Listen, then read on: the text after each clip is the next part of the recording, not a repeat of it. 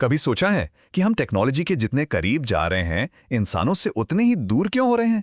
अजीब है ना? आज हम इसी मॉडर्न लाइफ के पैराडॉक्स, इसी विरोधाभास को समझने की कोशिश करेंगे। ये बात कितनी गहरी है कि बेजान चीजों से तो हमारा रिश्ता बन रहा है, पर जीते जागते इंसानों से झगड़ा हो रहा है।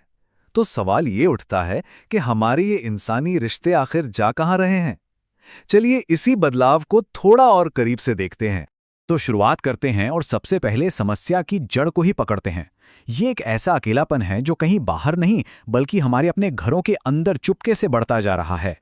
ये सीन तो आजकल बहुत कॉमन हो गया है ना। घर में कोई शादी है, कोई फंक्शन है, सब साथ होते हैं, पर बच्चे वो अपने कमरे में अपने मोबाइल, लैपटॉप और टीवी की दुनिया में रहना पसंद करते हैं।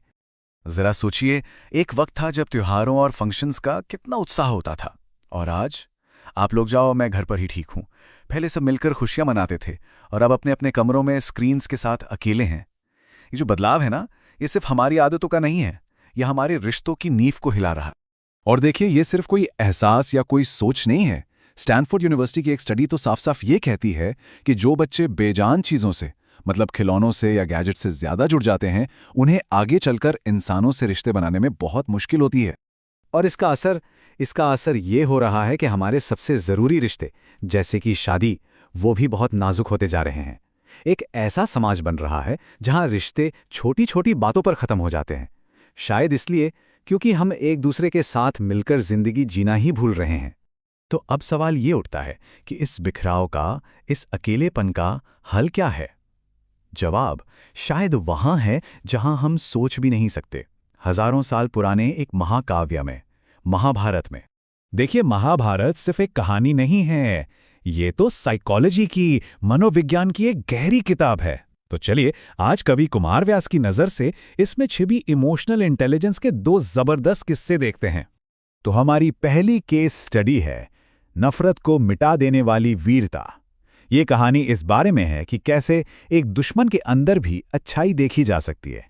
सीन है कुरुक्षेत्र के युद्ध का।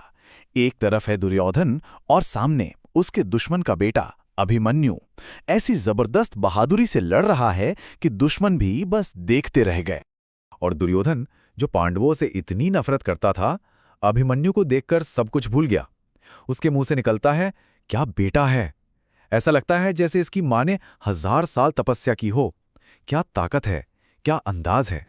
हद तो तब हो गई जब दुर्योधन ने ये तक कह दिया कि ये अकेला लड़का हमारे दोनों कुलों का उद्धार करने के लिए काफी है। सोचिए, यही तो है पॉइंट। उस भयानक लड़ाई के बीच में भी वो अपने दुश्मन में एक ऐसी अच्छाई देख पाया जो नफरत से कहीं बड़ी थी। अब ये सवाल खुद से पूछने वाला है कि अगर युद्ध के मैदान में एक दुश्मन अपने विरोधी की तारीफ कर सकता है, तो हम अपने ही परिवार में, अपने दोस्तों में अच्छाई क्यों नहीं देख पाते?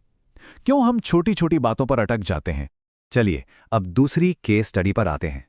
ये है माफी की, फॉरगिवनेस की एक ऐसी कहानी जो शायद ही कहीं और सुनने को मिले। कहानी का क्राइम बहुत ही भयानक है।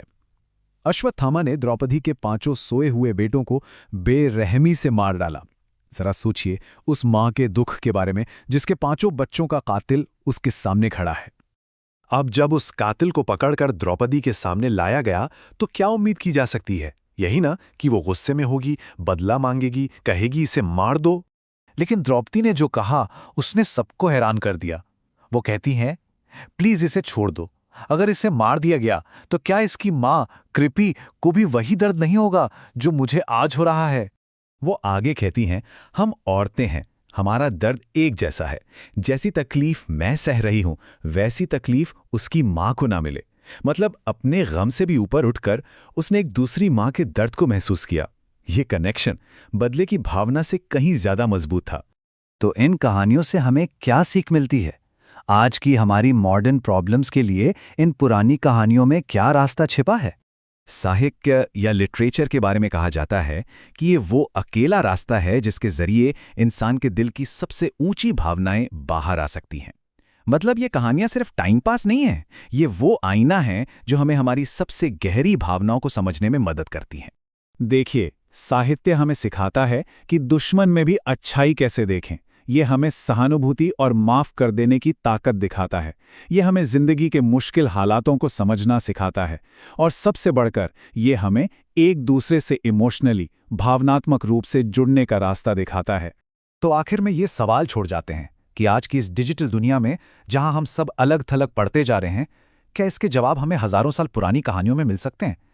क्या आगे जाने का रास्ता पीछे मुड़कर देखने से ही मिलेगा?